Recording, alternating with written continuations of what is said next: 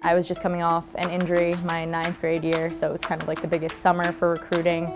We all have dream schools when we're looking to be recruited, and I wasn't getting the bigger name schools, so it was almost discouraging, but then Stony Brook came around. At the time, I think it was compounded because we hadn't had a lefty on our team, you know, and then to kind of see how she was not sought after by a lot of schools, by many schools, and I just kept asking my assistant, I was like, I don't get it. This kid is a special talent. She just doesn't know it yet. A lot of my friends that didn't really know lacrosse wouldn't come watch because they knew of it as that game that there's a whistle every 2 seconds. Like, it's such a slow game, you know, it's not that exciting to watch. Now to know that those same people think of it as the most exciting sporting event that they get to go to, it's pretty cool to be able to see those rules have that kind of an effect on non-lacrosse fans that make people lacrosse fans. That's ultimately what's going to move us forward as a sport. So I like to get creative with it. I like to push people that I'm coaching, that I'm playing with, to go outside their comfort zone, because what takes you to the next step to getting better is going outside your comfort zone. Putting those kind of things like behind the backs and shovels and just kind of throwing your hands all over the place and seeing how you can control your stick, I think that's what's going to take people to that next elite level, and that's what I ultimately try to teach.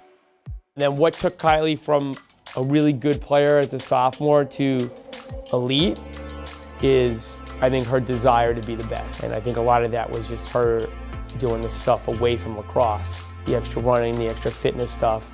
That's a question I ask all my kids. Are you in the best shape of your life? If the answer is no, there's room for improvement. You know, so I think she came in the best shape of her life.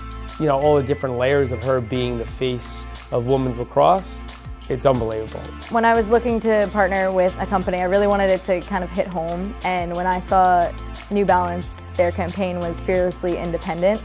That really resonates with my style of play on the field, just being creative and everything like that. And when the men's warp came out, I always thought, wow, that's pretty cool. I wonder if they're going to make a women's version of that. Now it's pretty incredible to be a part of the campaign of getting it out there. And I think what's cool about the warp, my first game ever, it was snowing. I scored my first goal. My stick was illegal. From then on, I was the person to pull on my strings as tight as they would go. I would pretty much be playing with a tennis racket.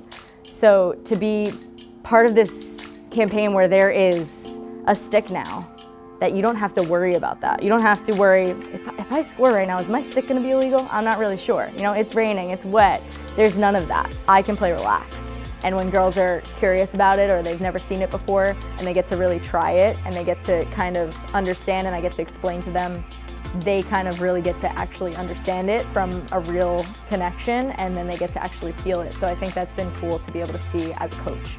What Brine is doing with the warp is just pushing towards making sure that every girl, young, old, whoever it is very comfortable with what they're playing with, because ultimately without our stick, it's not lacrosse, you know? So we need that weapon of choice, per se, to make us the most confident player and the most confident person that we can be.